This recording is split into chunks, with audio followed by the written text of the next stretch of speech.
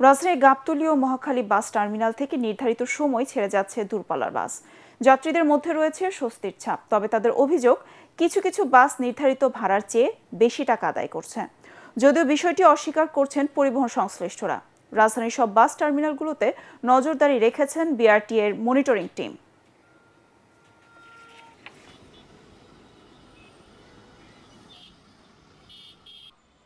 $350 চাই, 300 টাকাটা চাই। আমরা আগে আসা যাওয়া করেছি 180 টাকা, 150 টাকায় গেছি। আমি যাব হচ্ছে কুড়িগ্রাম, আরবি ট্রাভেলসের কাছে আসলাম। এরা যাচ্ছে 1200 টাকা, মালিক চালান একদম, উঠলে ওঠেন না উঠলে নাই।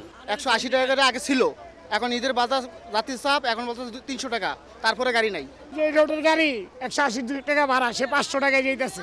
সারাদিন আমরা এটার পিছিয়ে আছি, এক টাকাও পাচ্ছি নিতে পারবো। বাইরে কি করে আমরা এটা কন্ট্রোল করতে পারবো?